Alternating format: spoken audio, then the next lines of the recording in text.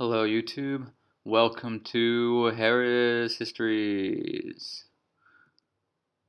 So, in this first episode, this first edition, the point I wanted to address, the topic I wanted to talk about was whether or not democracy is good.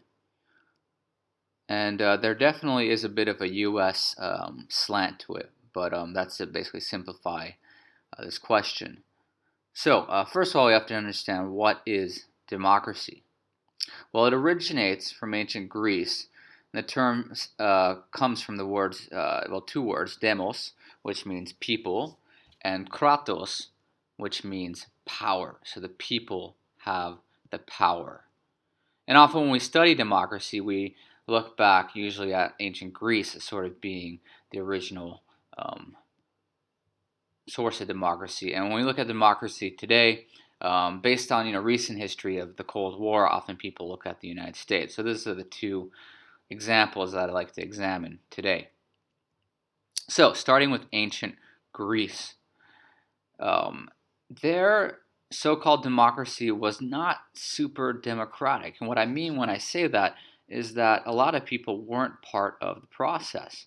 So first of all, women, not part of the process. Slaves, not part of the process. And finally, the plebeians, the artisans, the merchants, the average person. Yes, they did have representatives called tribunes. I think roughly 9 tribunes in the Senate of 300. But nonetheless, close to no representation. So when you in fact get rid of, the women, the slaves, the plebs, you're left with simply 10% of the population. So staggering 90% is not part of the democratic process. And when we look at philosophers from the time, they weren't the biggest fans of this process either. Most notably, Plato. And Plato once stated, democracy is a charming form of government full of variety and disorder, and dispensing a sort of equality to equals and unequals alike. So what Plato means here is that just like a doctor can perform surgeries and judges have knowledge of the law, therefore they can preside as judges of courts, that voting is a skill. That voting is something that should be reserved to those who understand politics, those who understand government, and should not be something that simply everyone can do. That it doesn't make sense that someone very knowledgeable of, say, government and how to work a republic has the exact same vote as a slave. Another thing to keep in mind when it comes to Plato and his distaste for democracy is that his teacher, Socrates, was, when he was sentenced to death, it was done under a quote-unquote democratic process. And that left quite a bit of bitter taste in Plato's mouth when it came to the concept of democracy. So moving on. So as I mentioned before, I wanted to focus on the United States a bit next. And this makes sense because there's very recently an election, and I was curious myself as I made this video just to sort of do some research in regards to voting in the United States of America. So here are just some interesting statistics. 230 million. So in the population of 325 million people, only 230 million people can vote. That's only 70% of the population. So it made me wonder, why cannot 29% of the people vote? I mean, that's roughly 100 million people. We're talking about the population of Spain and Argentina combined. Right? And the U.S. prides itself for being this quote-unquote democracy, yet 3 out of 10 people cannot vote. So why is that? So again, I dug through the census, looked at a few numbers, and this is what came up. So first of all, we have about 6 million people who can't vote because they're behind bars. Perhaps that makes sense. Prisoners maybe should not be having the same rights as those who are outside of prison. Then we have a big chunk of 19 million people, or should I say babies. Babies can't vote. I think we can all agree that's quite sensible. Then we have a very large chunk of elementary middle schoolers. It's almost 40 million of the population. They cannot vote either. And perhaps that is also quite sensible. A second grader, third grader, perhaps does not have the cognitive ability or just the basic common sense when it comes to voting. Now, this is where it starts to get controversial. We have roughly, it depends on how you measure it, but a good 5 million or so people in the United States who are mentally disabled. And in 29 of the 50 states, so roughly half of the states, there are certain laws that prohibit people with certain mental disabilities to vote. So again, this is very difficult to calculate because it's different states. There's different ways certain states classify someone as being mentally disabled. But one way or another, we're talking about at least 2 million people cannot vote because of their mental disability. Then we have another controversial group of people. This demographic is the roughly 16 million 16 and 17-year-olds who are in high school. So these are roughly your sophomores and juniors in high school who cannot vote.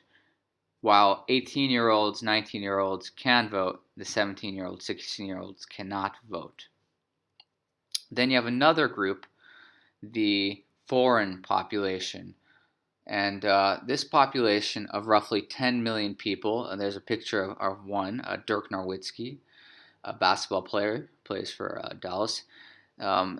These people, although they're not American citizens, a lot of them, like this basketball player, for example, can be prominent businessmen.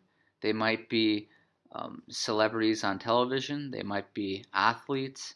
By not allowing these individuals to work, perhaps it discourages them from staying in the United States. So again, I'm not advocating that every foreigner should be able to vote in the country they reside in, but it's food for thought. It's something to think about that 10 million people cannot vote because they don't have a passport, even if they're bringing in great amount of economic wealth. For example, as basketball player here, Dirk Nowitzki.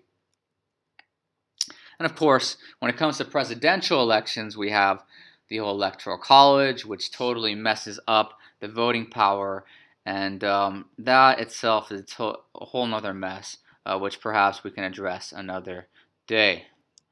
Another concept I thought about while making this video that I just wanted to address was, I guess maybe I'll ask you, the viewer, as you look at these statistics, maybe you'll understand what this is about. Brazil in 1932, Saudi Arabia in 2015. Yep, these are all dates when women were allowed to vote.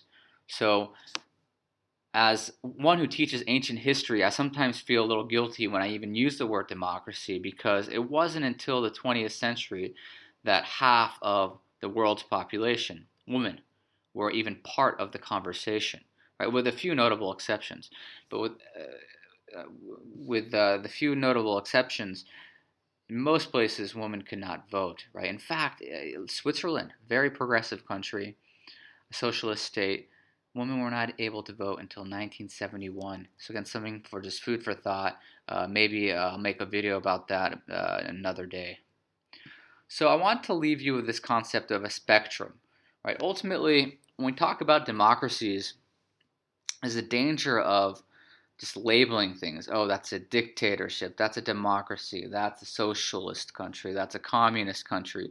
But in reality, even among these so-called democratic states, which roughly 70% of existing states right now in the United Nations are, there's a huge spectrum. I mean, for example, in the United States, we could make our system more or less democratic. For example, how about we extend voting to 13, 14, 15, 16, 17-year-olds? Now we're more democratic, right? Or quote unquote more democratic. Or we decide that our current system is not working, right? People have to be educated to vote.